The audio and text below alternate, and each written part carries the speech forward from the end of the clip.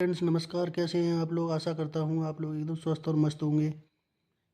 तो दोस्तों, डीआरडीओ ने K4 मिसाइल लॉन्च कर दी है।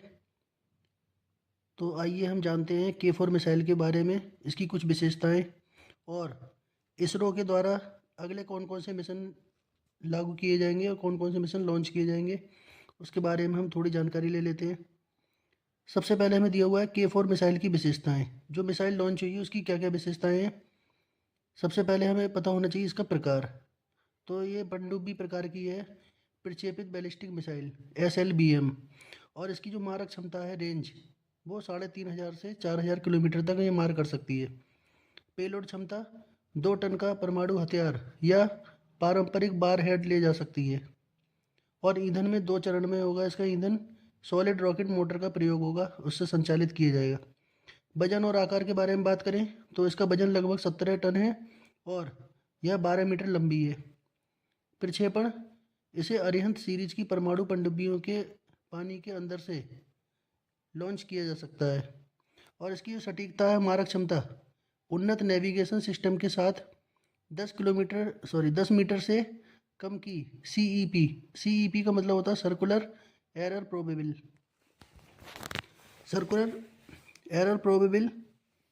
जो ये यहाँ पे CEP की फुल फॉर्म दी हुई है, उसके साथ लक्ष्य भेदने में सक्षम है। और इसका जो रणनीतिक महत्व है वो ये है, यह भारत की परमाणु निवारण रणनीति के लिए महत्वपूर्ण द्वितीय आक्रमण क्षमता को हम बोलते हैं सेकंड स्ट्राइक कैपेसिटी। जो कैपेबिलिटी इसकी सुनिश्चित करती है जिससे किसी भी हमले के बाद जवाबी कार्रवाई दी जा सके। और इसका जो विकास है वो DRDO, जिसे हम कहते हैं रक्षा अनुसंधान एवं विकास संगठन, DRDO की जो फुल फॉर्म होती है वो होती है defence research and development organisation. इस तकनीक से इसे विकसित किया गया है। तो ये थी K4 मिसाइल के बारे में जानकारी। और अब हम जानते हैं कि इसरो के अगले मिशन क्या हैं। ये जो मिशन है वो एक एनुअल करंट अफेयर्स आती है, सोर्स एडुटेरिया, उससे लिया गया है, जिसके पेज नंबर 54 पे इसके मिशन के बारे में जानकारी दी गई है। तो हम ये जानते हैं कि मिशन कौन कौन से हैं। सबसे पहले हमें दिया हुआ है भारतीय अंतरिक्ष स्टेशन। ये लगभग 2028 से 35 में लॉन्च हो सकता है। और इसकी क्या क्या विशेषताएं हैं। इसका वजन लगभग 20 टन होगा। पृथ्वी से लगभग 400 किलोमीटर की ऊपर की कक्षा में रहेगा, जहां अंतरिक्ष यात्री 15 से 20 दिन तक रहेंगे। अगला मिशन है चंद्रयान 4। यह 2027 से 28 में लॉन्च किया जाएगा। इसमें कई मॉड्यूल शामिल हैं। इसका जो लक्ष्य है, चंद्रमा से चंद्रमा से जो नमूने लेंगे, नमूने का मतलब विविध तत्व ले सकते हैं, उसे पृथ्वी तक पहुंचाना है। अगला मिशन है गगनयान, जो 2027 में लॉन्च किया जाएगा। इसमें 3 सदस्यों के चालक दल को 3 दिन के मिशन के लिए 400 किलोमीटर की कक्षा में भेजा जाएगा। उसके बाद अगला मिशन है शुक्रयान 1। ये पहला मिशन है, 2028 में लॉन्च किया जाएगा। शुक्र ग्रह के अध्ययन के लिए ऑर्बिटर में इस शुक्रयान को भेजा जाएगा। चंद्र ध्रुवीय अन्वेषण, जिसे हम बोल सकते हैं ल्यूपैक्स मिशन, ये 2027 से 28 में लॉन्च किया जाएगा।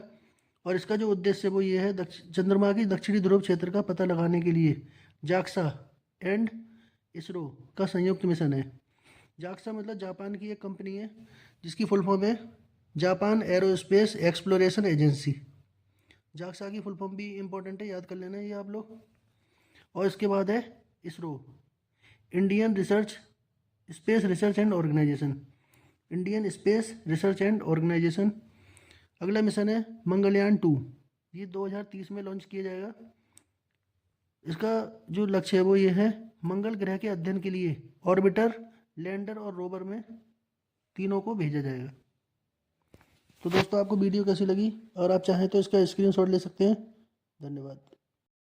पनडुब्बी INS बागसीर 28 दिसंबर 2025 को, जिसका दौरा माननीय राष्ट्रपति द्रौपदी मुर्मू जी ने पश्चिमी तट पर इस पनडुब्बी का दौरा किया, जो एक भारतीय समुद्री क्षेत्र का दौरा है।